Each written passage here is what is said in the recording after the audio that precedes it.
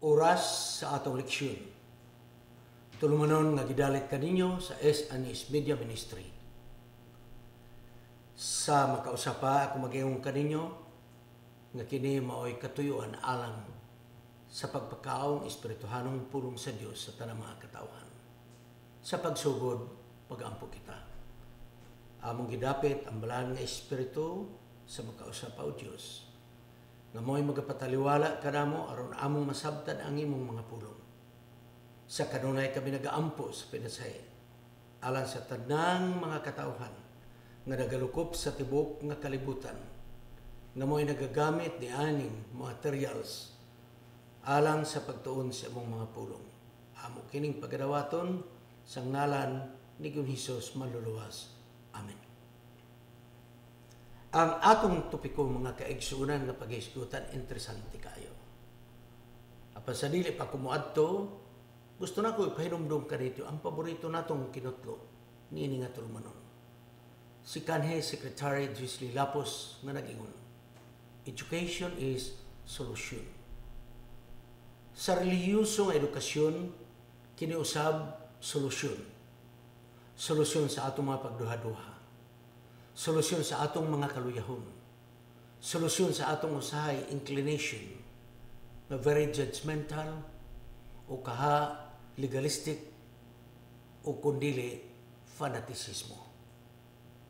Gani kini pagtulunan atong nabatnan, atong ning ampigan, atong ning gunitan kay sama sa giingon sa bantugan nga radio commentator diri sa Cagayan City nga nag-ingon ang lungsod nga nasayod mo'y makapalig-on sa demokrasya.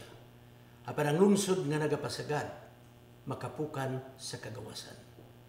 Gunit ang paglaom nga atong nabatnan. Ayaw gayud pagbiya nini nga pagtulunan. Busa ang atong pagtuon karon nagahisgot, women and wine. Uy, interesante kayo. Mga babae og ang bino o ilimnon nga makahubog. Sa Proverbs 31:3 and 4 nagaingon, do not give your strength to women, nor your ways to that which destroy kings. It is not for kings or Lemuel, it is not kings to drink wine, nor for princes intoxicating drink. Ayaw ihatag ang imong kusog diha sa usa ka babae. Buti pasabot, ang imong kusog ayaw isandi diha sa usa ka babae. Ug unya ano na bantayanan nga makadaot sa hari ug sa prinsipe. Mao kining ilimnon nga makahubog. Interesante kayo.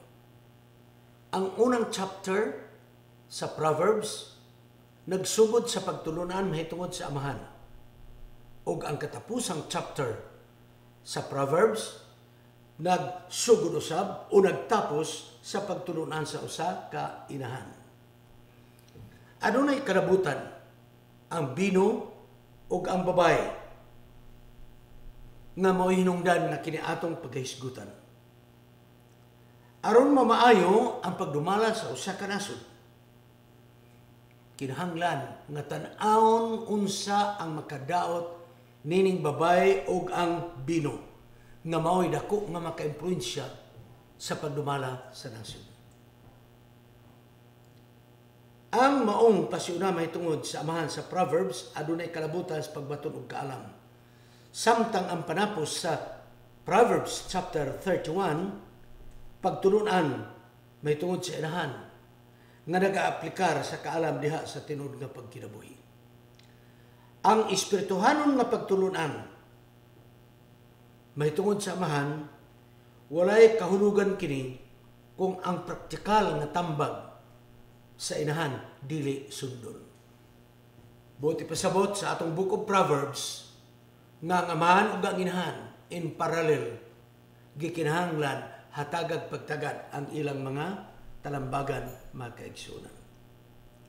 Atong naibalon mga kaigsunan nga ang maong binog ang babae adunay dakong impluwensya sa pagdumala sa usa ka nasod. Kining bino ba sa diha nga magtagay sila diha sa baso Unya mag-toast. Ug mayon toast for life. Oh, mga kaigsunan. Murag diha sa bino ang mga handom nga mutaas ang kinabuhi, mga kaigsunan. Paano ako mag-ingon kaninyo? Ang bino dili makapataas sa kinabuhi. It is not a toast for life. Kaya ang bino makadaot sa lawas sa tao. Grabe karon ang komersyal na tungod sa bino. Butilya, ninduton kayo, ang label, hilabihan ka-attractive, ug unya mga kaigsunan, ang mga advertisement, hilabihan. Maayo na lang gani karon kay regulated na ang advertisement sa bino o ilimnon, mga kaigsunan. Bisan pa man og saon pagpasabot nga adunay scientific evidence nga ang bino kuno makaayos panglawas sa tao, mga kaigsunan, usa kini kadakong limbong kaysa tinud-anay ang bino makadaot sa lawas sa tao. Sa Proverbs 31 verses 4, 5, 8 and 9, ang bino dili alang sa hari. Hinuno ang mga kaigsunan. Inay nga ang nagdumala sa nasod, magpasulabi sa kahubog. Ang Proverbs nagapasantop kanato. Hatagi hinog panahon nga ang hari o nagdumala sa nasod, magapamati sa mga danguy-ngoy, mga kagulanan sa mga kabus. Tungod kay luoy kaayo sila, walay nagapamati kanila. Hatagan sila justisya nga sama kanila. Ang bino o ang ilimnon nga makahubog, makadaot sa tao sa iyang pangutok. Ug tungod kay kini makaapekto sa pangutok, makaapekto usab kini sa paghatag og hustisya sa nagdumala sa nasod. Busa, mohinungdan nga nagpasidaan ang atong leksyon nga ang hari nga nagdumala sa nasod, likayan ang paggamit sa bino o ilimnon nga makahubog, kay siya mahikalimot sa kasuguan sa Dios ug di na siya makaila kung unsay sayop ug unsay insakto. Ang hustisya mahimong iyang mapiko, iyang mabali. Ug unya ang walay sala mahimong may sala, ug ang may sala mahimong walay sala. Busa ako mag-ingon kaninyo, sa diha nga magtagay ug mag-ipis og bino sa baso ug mag-ingon toast for life, dili kini tinuod mga kaigsunan kay makadaot kini sa panglawas tao. Hinunoa, sa diha nga ang tao magagunit sa baso, dili kini toast for life, but it is toast for death. Kamatayon mga kaigsunan. Adunay sinultian sa Proverbs 31, 6 and 7, nga tingali makaingon ta, uy, maayo man kini, pananglit. Hatagi og maisog nga ilimnon, ngadto kaniya nga himalatyon. Sa atong pabugat og sakit, paimna na siya. Og binuunta kanila nga puno og kagulanan. Paimna siya og may kalimot siya siyang kakabos og dili na mahinumdum siyang mga kalisod. Kung atong tan-awon, mga kaigsunan, kanang tao nagsakit, matod pa, paimna og bino. Ha? Ug unya, tao nga puno sa kagulanan, paimnag bino. Tao nga kabos, paimnag bino aron makalimot siya siyang kakabos. Sa dinaan nga pagbasa daw makaingon ta nga nginahan ni Lemuel, mga kaigsunan. Mao gayud ang tumong nga paimnon ang mga taong himalatyon ug adunay mga problema. Apan atong mahinumduman nga nagbukas nato nga leksyon, mga teksto sa atong leksyon, mga kaigsunan. Ang inahan ni Lemuel nagpasidaan nga ang bino dili maayo sa hari. Gani sa kinitubuk-an nga Proverbs nga sinulat, nagpasabot nga ang bino dili maayo. Sa praktikal nga bahin, dili maayo nga ang masakiton paimnon og bino kay mosamot tinuod kasakit. Labi na nga naay kagulaanan, dili sa maayo kay dili siya makasulbad sa iyang problema. makalimot makadiyot, apan mawala ang epekto sa bino, mubalik gyapon ang problema. Ang mga kabus, imong paimnon, makalimot sila sa ilang pagkakabus. Apan pagkahuman sa kahubog, mubalik gyapon mga kaigsunan ang problema sa kakabus. Nagingon si Ellen White siyang sinulat, Temperance, page 12. Usa ka sugyot ngadto sa ilang sugyot sa yawa, mao iyang gamiton ang prutas sa paras ug ang trigo guban pang mga butang nga gihatag sa Dios nga pagkaon ug iya kining himuon nga hilo nga kini makadaot sa pisikal o tuknon ug moral nga gahom ug sa mga igbalate ug senses makontrolar na sa yawa. Ilalom sa impluensya sa bino, ang tao makahimo og tanang klase sa krimen. Pinaagi sa nayabag nga kagana o apitay. Ang kalibutan mahimong dunot sa pagiya sa yawa sa tao sa pag-inom og bino. Si Satanas magadala sa tao paubos ug paubos sa timbangan. Pagkanindot ang gasa sa Dios tao, grapes ang gihatag makaigsunan. Apan ang tao iyang gipuga ug ang duga sa grapes iyang gihimong bino. Pagkanindot ang gasa sa Dios, ang lubi, bukod Dios. Apan ang tao matagbaw, naghimog tuba. Pagkanindot sa gasa sa Dios nga gihatag niya trigo aron himong harina. Apan ang tao nagkubi-kubi og himong beer mga kaigsunan, na himong bino ang trigo. Mao nga nagingon si Ellen White, gigamit sa yawa ang gasa sa Dios iyang gibaliktad ug nahimo kining dangan ug kadaot sa tao. Ug ang tao nga nailalom sa influensya sa bino nagakaubos siya diha sa timbangan. Di na ta maglalis ang bino makadaot. Ang sunod nga gisgutan sa maong sinulat mga kaigsunan mao kining gitawag virtuous woman. Babae nga dalaygon. Babae nga buutan.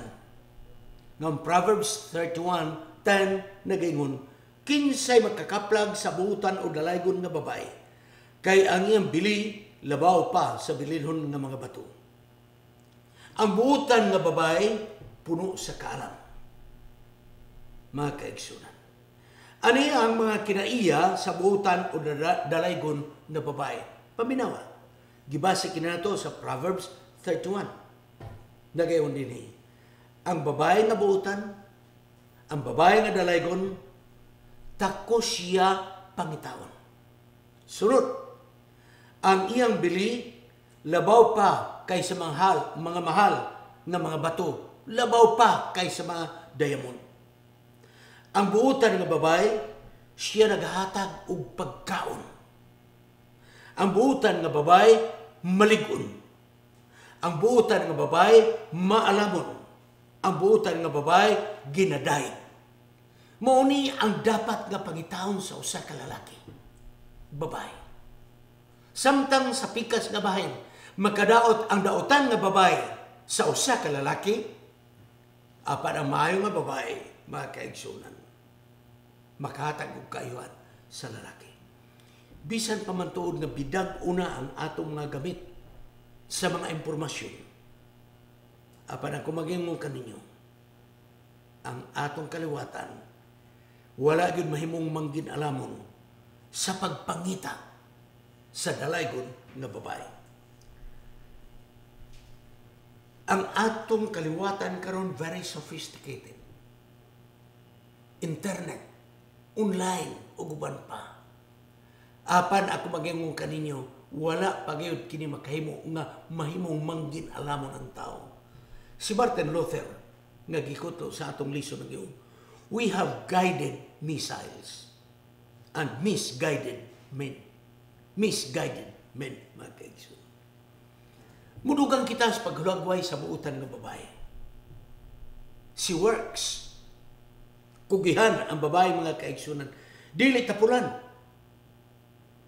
Maayo siya mo trabaho, hirabahan kaabti. Ang babae na spiritual, dili buti pasabot nga siya tapulan. Wala siya panahon sa mga tsika-tsika, mga chismis.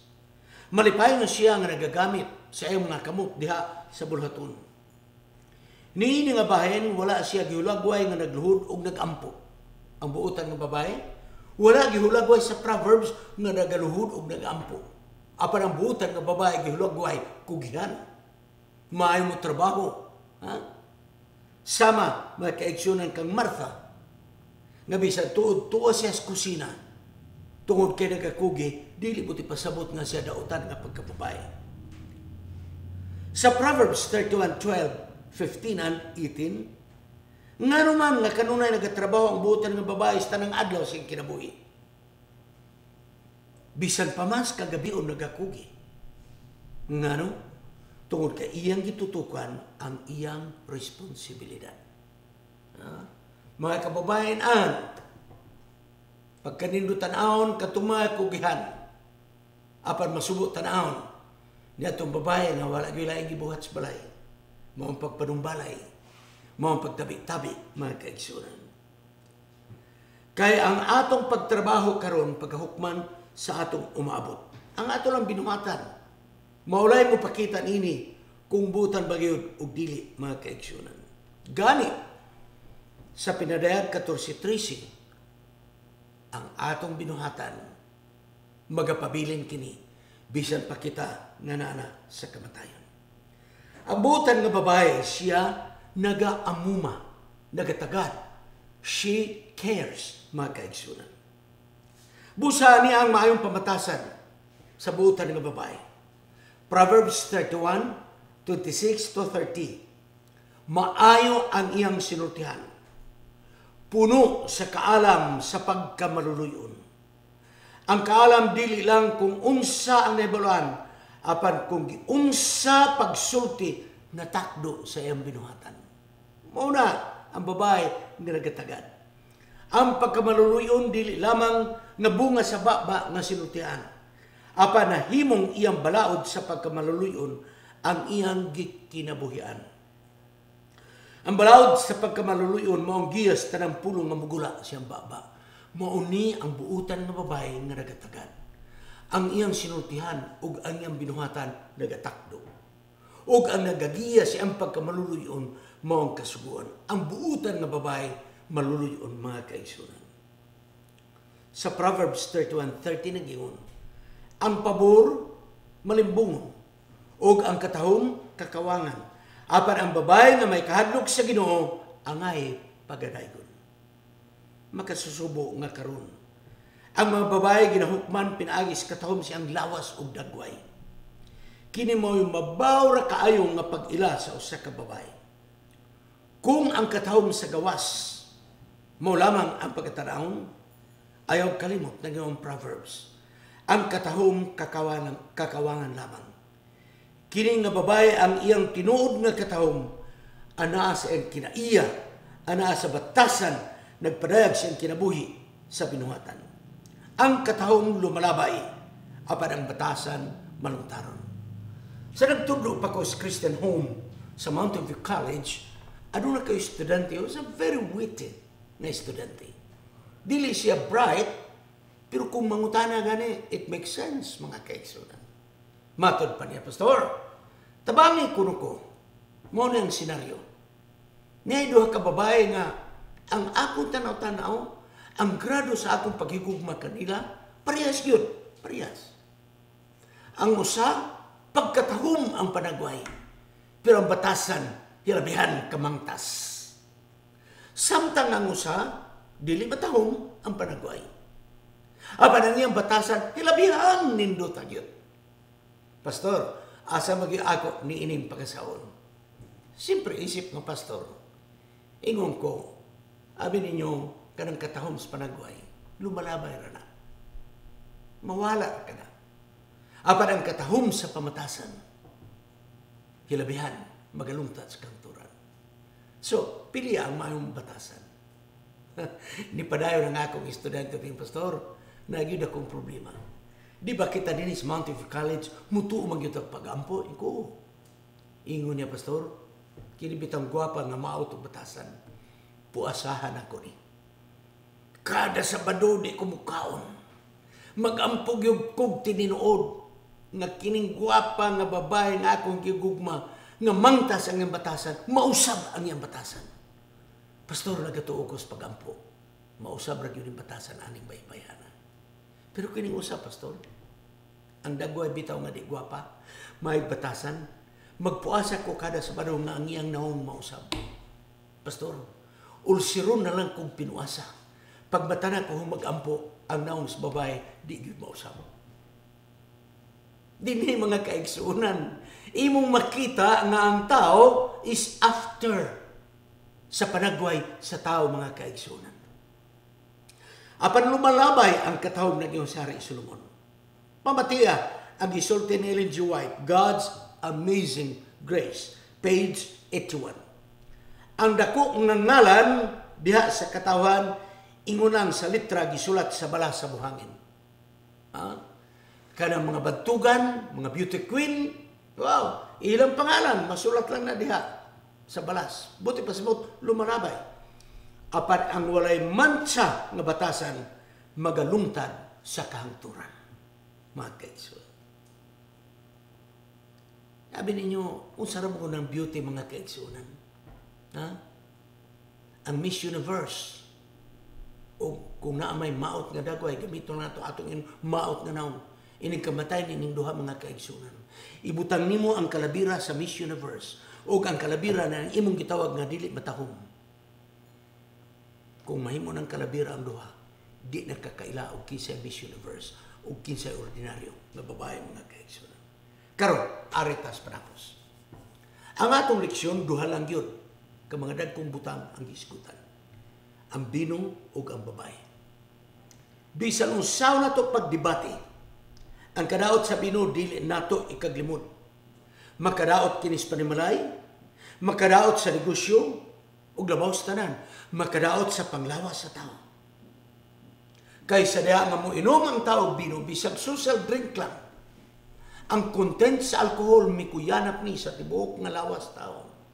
Musaka pa ingon sa utok, ug ang atong brain cells, mga kaigsuonan, ang atong utok, ang yang cells, mga kaigsuonan, malaya ka na og mamatay, og matod pa sa sinsya.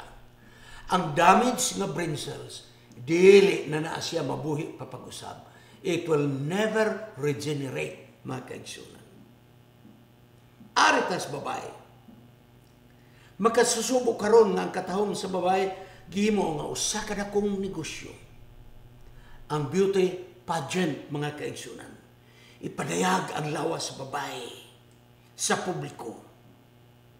O ang mga propaganda o advertisement, babae halos na lang maghubo, mga kaigsuonan, aron lang ipromote ang makahubog na ilimnon o ang sigarilyo. Apan ang buotan nga babae sa panimalay,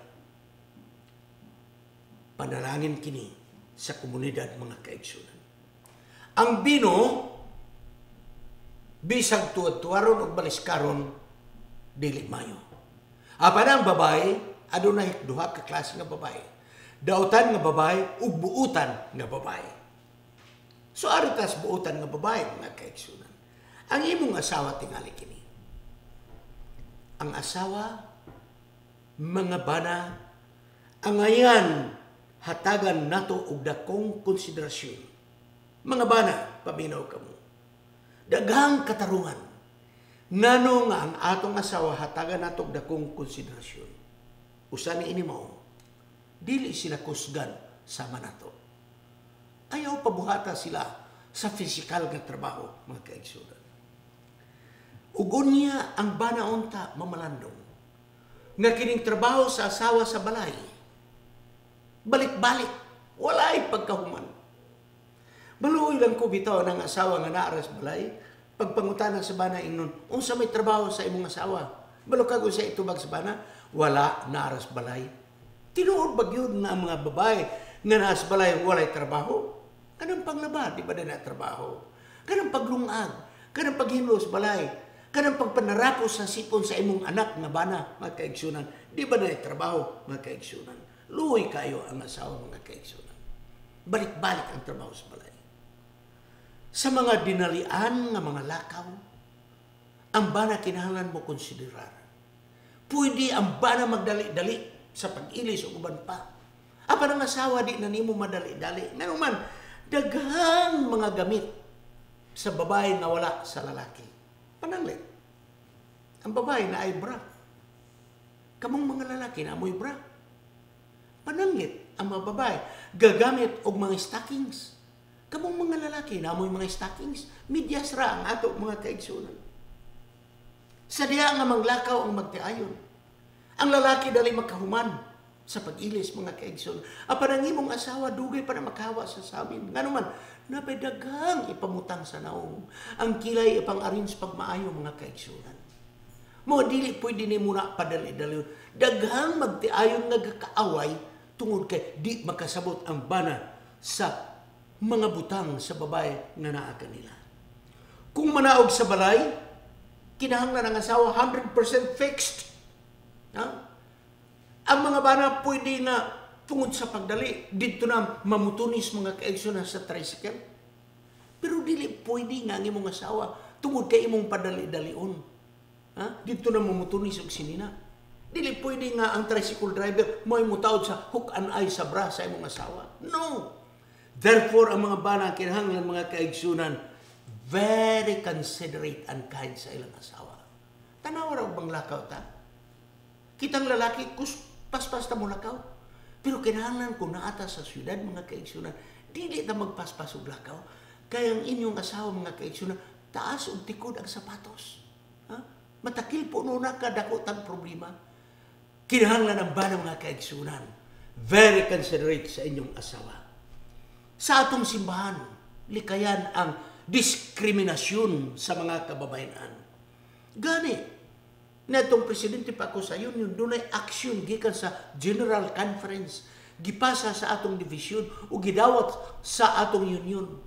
Nga ang babae hatagan og responsibilidad sa iglesia. Kung kwalipikado man kini nga babae nga mahimong tigulan sa iglesia, nganong di man pilion? Daghang iglesia nga di mo pili tungod kay siya babae. Gani ang General Conference nag-auhag kanato og nagpadasig nga unta sa mga pundok sa mga tigulang sa iglesia nga gidaganon sa dagkong nga iglesia, butangi og babae mga kaigsunan nga mao'y tigulang sa iglesia. Nalipay kita og dako ng atong Seventh-day Adventist Church Organization sa Pilipinas. Sa dugayng mga panahon, dili man nagkaparehas ang sweldo o benefits sa lalaki nga workers o sa babae nga workers. Halos walay benefits ang mga babae nato nga workers sa atong denominasyon. Sama sa atong eskwelahan, hospital, o sa atong opisina, sa mission conference o union o guban pa. Apan salamat mga kaigsunan. Dili ni pagpasigarbo, apan gusto ko kumong pahibalon. Sa gamay na kong kontribusyon, nga nahimo ako nga officer sa atong South Philippine Union Conference. Ubas tabang sa Ginoo, sa 5 katuig nga struggle sa committee sa division, nga kanunay akong gina-follow up alang sa mga kababayan ang gitawag natong equal work, equal pay. Sa tapos sa pipila ka mga tuig nga pikiglayo, na aksyonan ra gyud sa atong division ng atong mga kababayan nga workers sa atong denominasyon, sama ra ang benefits, sama ra ang salary rate sa mga lalaki nga workers, mga kaigsunan. Tungod kay gibase na ako ang akong argument nga na general policy sa General Conference nga nagingon. When it comes to salary and benefits, gender is not a factor. Salamat mga kaigsunan. More na ang gamayng ligasin nga akong ikabilin sa mga kababayan nga workers sa atong Seventh-day Adventist Church denominationally nga babae nga workers karon equal na ang ilang benefits o salary sa mga kalalakihan. Tapuson ako. Kining controversial nga jutay nga teksto. Sa 1 Timothy chapter 5:23. Nag-ingon si Apostol Pablo ngadto kang Timoteo. Ayaw pag-inom og lunlon tubig. sakuti og gamayng bino tungod og alang sa imong kuto-kuto ug masubsubong pagmasakit. Ang mga Adventista nga may kaluyahon sa pag-inom, ilaning paborito nga teksto. Sakuti o gamayng bino, alang sa kuto-kuto. Tungod kay kini, mao'y kasagaran nga gigamit. Sa mga gusto mo inom og bino, mo hinungdan nga ako ning natagan sa pagtapos. Practical application. Aniya ang problema sa translation og hubad. Ang Old Testament gisulat sa Hebrewanon nga pinulungan. Ang New Testament gisulat sa Griego nga pinulungan. Okay? Karon, ang bino mga kaigsuunan sa Hebrewanon nga pinulungan daghang klase. Apan ang bino sa Griego nga pinulungan usa ra gyud ka klase.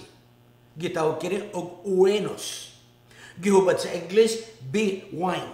Gihubad sa Binisaya bino. Okay? Sunda ko ninyo, ha?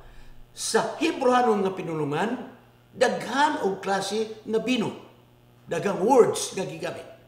Apan ang Griego, usa ra gyud ang gigamit. Oenos. Without any classification. Dahil gihubad sa English, wine. Gihubad sa Binisaya, bino. Okay. Arita sa Young's Concordance. Niya ang pipila nga akong gipick up, mga kaigsunan. 8 ni kaklase na bino sa Hebrewanon. Okay. Chimer. Nga ang kahulugan, sticky syrup. Pwede ni na matawag nato nga molasses, mga kaigsunan. Okay. Yayin, grape juice. One tayo kinahanglan explain na. Mimsak, anything mixed. Magsagol kag tubig, o unya, pug-ani mo og duga. Para sa mga Hebrewanon, gitawag ka ng mimsak, wine. Posible ba nga itong ginainom diha sa mga restaurant? O ka sa groceries, kapalitan ng gitawag Four Seasons, mga kaigsunan. O ka lemon juice, mga kaigsunan. Mimsak. Sobe, anything salty. Aces or ases, anything pressed. Imong gipuga. Ha? Kanang maghimo bitaw o mas kubado nga sugar nga diin ang tubo mga kaigsunan imong gipisat. Kanang duga niya ng mga kaigsunan sawa pag giluto. Ang duga sa maong tubo mga kaigsunan para sa konsepto sa mga Hebrewanon gitawag ka ng ashish. Wine gihapon ang classification na sa Hebrewanon. Sunod, shikar, strong drink or wine. So, muna diha ang ilim ng magkabog. Shimarin, that what is preserved. Posible mo ni ang atsara, kimchi, o pickles, mga kaigsunan. That is already wine. Kirosh, new wine. 8 ka mga klase sa preparation nga gitawag sa Hebrewanon nga pulong wine. Apan, ang 8 mga kaigsunan nga wine, dunay classification. Karon, wala kita makahibalo. Unsa kining oenos, wine, sa 1 Timothy chapter 5:23. Wine. Wala kay balog unsa kini. Apan mga kaigsunan, dunay guide kanato. Ang gitawag nato nga context. Unsa man ang context sa maong teksto? Ano yan? Masayo nato may bulan o unsa nga klase nga bino makahubog ba o unsa. Nga naman, kay matod pa ni Apostol Pablo, Timoteo, para kini sa imong kuto-kuto o para kini sa masubsob nimong pagmasakit. Busa di ay, kini nga bino, unsa man, tambal di ay kini. Mahimo kini nga bino, kung muadto ta sa Hebreo nga pinulungan, mahimo ni nga memsak, asis o ka shimarin. Nga kung sa atong panahon mga kaigsuunan, gitawag kini herbal medicine, mga kaigsuunan. Nga, herbal medicine. So, medicinal mixing kini mga kaigsuunan. Kini, nga pwede nato tawgon nga unsa herbal tea. Okay? O kaha, turmeric powder, kanang dulaw, kanang yelo nga murag luya, nga karon mo na ginainom sa mga tao. Uka mga kaigsunan salabat or luya mga kaigsunan. Uka dahon sa banaba nga gipabukalan. Uka sarantiya nga gikan sa palya. Uka sanbong nga pinabukalan. Ngano nga kini ako mang-emphasize. Okay? Contextualization rather. Ako ni mga kaugalingon. It's mine. Apan gibasin ako kanang giingon ni Apostol Pablo para sa kuto-kuto o para sa imong pagmasakit. Higala mga kaigsunan, ang ipasagol sa tubig dili makahubog nga ilibnon, kung dili makaayo sa kuto-kuto, makaayo sa balatian. Therefore, mo ni nga itong ginagamit karon sa laban. Turmeric o dulaw mga kaigsunan. Pinabukalan nga dahon sa banaba. Pinabukalan nga dahon sa sanbong. These are wine in the concept sa mga Hudiyo mga kaigsunan. So, igsoon palihog. Kamu nga mga Adventistang limugmog paghihapon og bahal, ihunong na ninyo kay sayop ang mao ninyong mga interpretasyon. Higala mga kaigsunan, ang babae makadaot sa pagdumala sa nasod, apan ang buutan nga babae makatabang sa pagtukod sa panimalay nga malipayon. Ang bino in all ways and in all means makadaot kini likaya nato. Kining inyong higala, Pastor Wendell Mungayas Serrano sa S&S Media Ministry Kansang Recording Studio.